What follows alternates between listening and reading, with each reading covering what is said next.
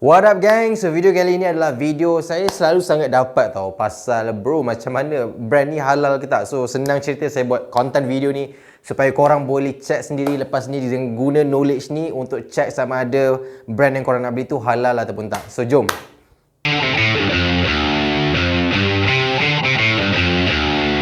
Selamat datang ke channel Sabaran Sami. So bagi korang yang baru, cepat je saya nak make sure korang tolong tekan belanja subscribe, belanja like, dan jangan lupa untuk video saya yang lain kat sini, dan juga jangan lupa follow saya dekat Instagram kat sini. So tanpa buang masa, jom kita nak discuss pasal protein. Okay, protein. Apa yang buat protein, sesuatu protein ni halal ataupun tak halal? Benda yang paling disayangi oleh semua bodybuilders, athletes yang buat badan adalah protein. Topik kali ni saya rasa topik penting lah, lagi-lagi untuk kita Muslim consumers kan dekat Malaysia ni, dan mana-mana saja, Indonesia, Brunei, Singapore. So sama ada korang ada ke sini, korang yang daripada Singapore, daripada Brunei. Kalau ada, cuba komen supaya saya tahu korang daripada mana, Malaysia ke. Kalau kat Malaysia korang negeri mana, cuba korang komen kat bawah korang negeri mana, saya nak kenal dengan korang semua. Kita nak faham kenapa ada setengah protein halal ataupun ada setengah protein tak halal. Biasa kita akan dengar Biasa yang kita akan dengar adalah penjual protein yang non-Muslim, dia kata, bro ini halal mas sebab ini cuma susu saja.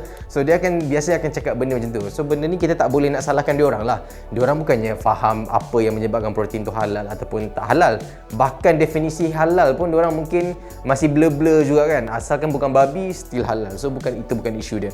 So benda yang paling pertama adalah bila kita kata protein, dalam pembuatan whey protein tu terutama sekali ada dipanggil sebagai rennet. Okay, so rennet ni terlibat dalam proses pembuatan whey. So saya takkan ceritalah apa kena mengena rennet ni, sebab channel ni adalah lebih kepada guna bahasa yang mudah untuk korang. Okay, so basically dalam whey dia ada menggunakan rennet. So masalah sebelum ni, okay, kita cerita pasal 7-8 tahun lepas, banyak brand menggunakan rennet yang datang daripada usus binatang, terutama sekali babi.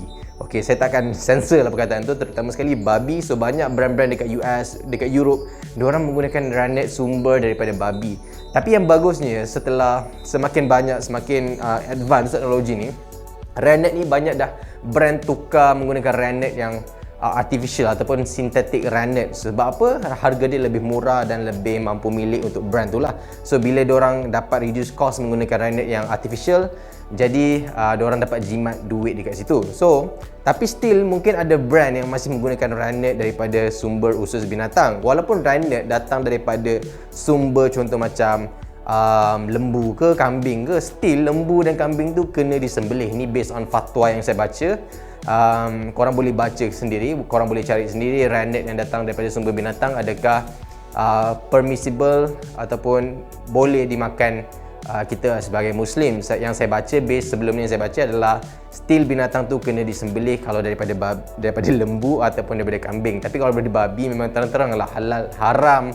Kalau walaupun kau sembelih lah macam mana pun haram lah juga kan. So itu benda yang paling basic. Okay, yang kedua adalah dari segi alkohol. So walaupun ada argue juga alkohol yang terlibat adalah dari segi pemprosesan.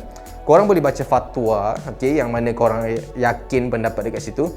Ada yang memang flavor indirectly menggunakan alkohol macam rum. Okay, macam saya dulu dekat UK, saya banyak guna brand MyProtein sebab MyProtein dekat UK ni brand yang antara yang famous lah. Diorang banyak gila flavor diorang pun macam sedap-sedap juga. So ada beberapa brand yang memang diorang menggunakan rum. Okay, so yang macam tu lah, kita kata ada setengah brand yang memang dia bergantung flavor jugalah.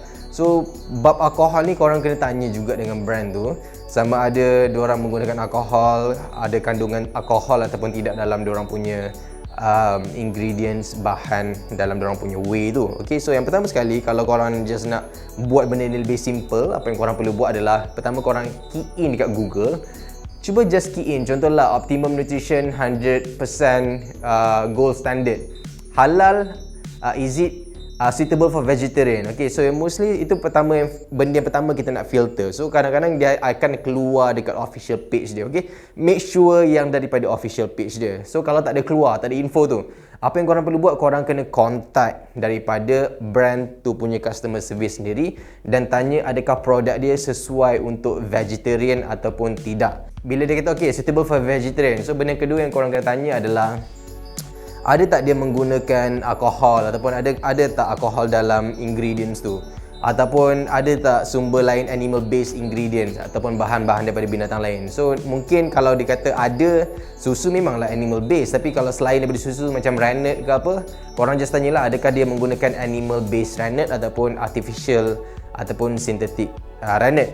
So itu korang boleh tanya adakah diorang menggunakan rennet daripada binatang. Kalau tak ada guna rennet daripada binatang, dan itu satu green light lah. Okay, yang kedua adalah dari segi alkohol tadi. So sebenarnya sangat simple, tapi korang jangan tanya pada seller protein sebab diorang tak ada info ni. Yang ada info ni sebenarnya hanyalah daripada brand manufacturer itu sendiri, sebab diorang boleh contact manufacturer diorang boleh contact kilang diorang untuk checkkan untuk kita. Tu yang bagusnya brand-brand ni diorang ada access kepada manufacturer dia.